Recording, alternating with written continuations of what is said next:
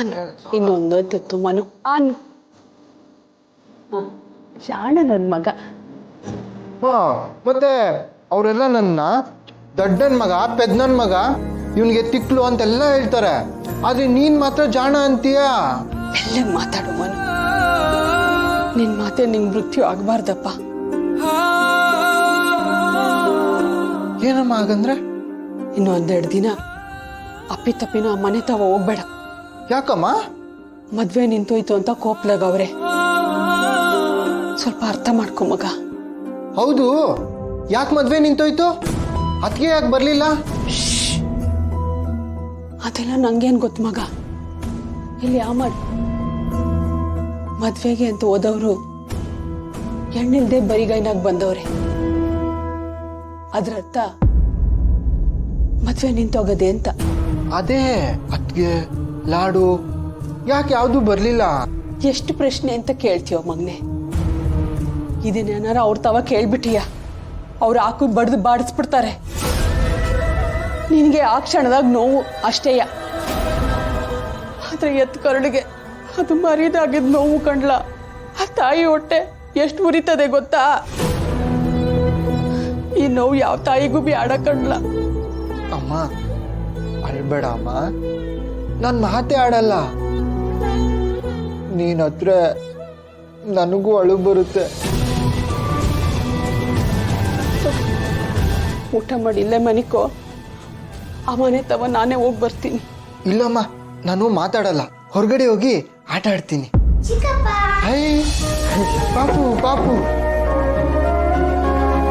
ಅಜ್ಜಿ ನನ್ಗೆ ತುತ್ತು. ಅಯ್ಯೋ ಬ್ಯಾಡ್ ಕಣವ, ನಿಮ್ಮ ಅವ್ವ ನೋಡಿದ್ರೆ ಬೈತಾಳೆ. ನಮ್ಮಮ್ಮ ಇಲ್ಲಿಲ್ಲ, ಇರಿ ನೋಡ್ತೀನಿ.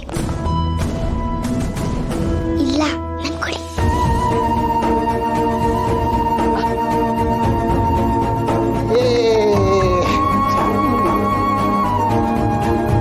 ಅಜ್ಜಿ ನೀವು ಮದ್ವೆಗೆ ಬರ್ತಿದ್ದಿದ್ರೆ ಒಳ್ಳೇದಾಯ್ತು. ಯಾಕವ್ವ ಹಿಂಗಂತಿದ್ಯಾ? ಯಾಕಂದ್ರೆ ಮದ್ವೆನೇ ಆಗ್ಲಿಲ್ಲ. ಅಜ್ಜಿ ಏನಾಯ್ತು ಗೊತ್ತಾ?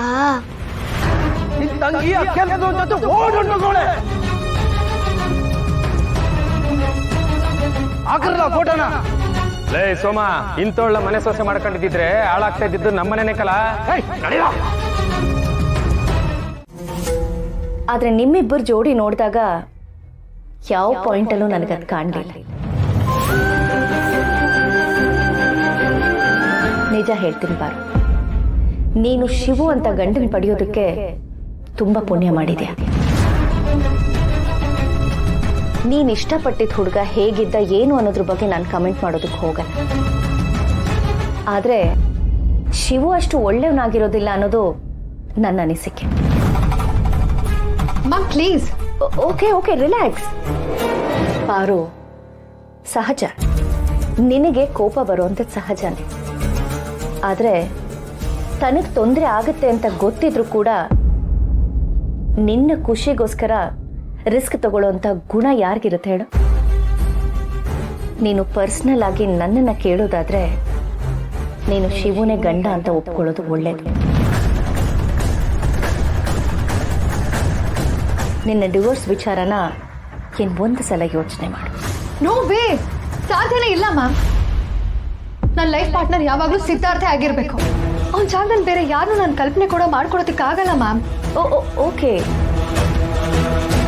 ನೋಡಮ್ಮ, ಒಬ್ಬ ಲಾಯರ್ ಆಗಿ ಹೇಳೋದು ನನ್ನ ಕರ್ತವ್ಯ.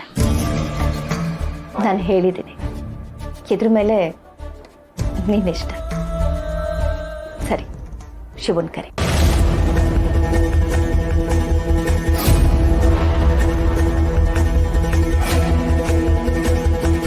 ಶಿವು, ನೀವಿಬ್ರು ಇಷ್ಟಪಟ್ಟು ಮದುವೆ ಆಗದೆ ಇದ್ರು ಕೂಡ ಆ ದೇವರು ನಿಮ್ಮಿಬ್ಬರು ಮದುವೆನ ನಿಶ್ಚಯ ಮಾಡಿ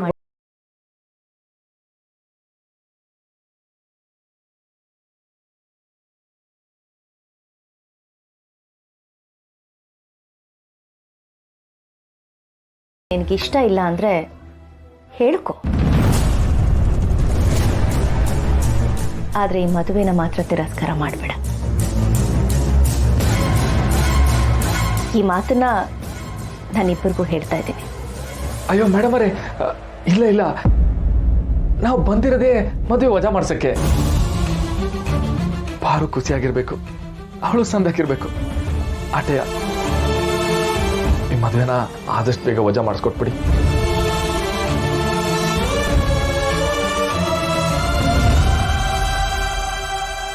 ಆಯ್ತು ಪಾರು, ನಿಮ್ಮಿಬ್ಬರಿಷ್ಟ.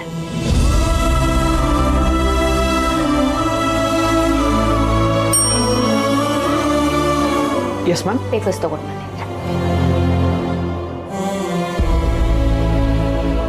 ಪಾರು,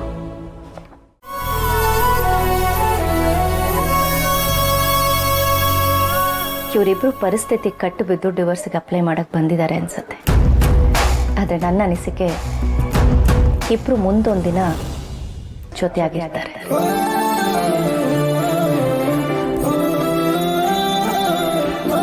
ಮಾವ, ನಾವಿವತ್ತು ಇಲ್ಲಿಗೆ ಬಂದಿದ್ದು ಒಳ್ಳೇದೇ ಆಯ್ತು. ನಾಳೆ ದಿನ ಸಿಕ್ಕಿದ್ರೆ ಅವ್ನಿಗೇನಂತ ಉತ್ತರ ಕೊಡೋಕ್ಕಾಗ್ತಿತ್ತು ಹೇಳು? ನಾವಿವತ್ತು ಲೀಗಲಿ ದೂರ ಆಗಿದ್ದೀವಿ. ನಾಳೆ ದಿನ ಸಿಕ್ಕ ತಕ್ಷಣ ಮದ್ದಾಗೋದಕ್ಕೆ ಅನುಕೂಲ ಆಗುತ್ತೆ. ಡೇಟಾ ಪಾರು, ಒಳ್ಳೇದಾಯ್ತು. ಒಟ್ಟಿನಲ್ಲಿ ನೀನು ಖುಷಿಯಾಗಿರ್ಬೇಕು.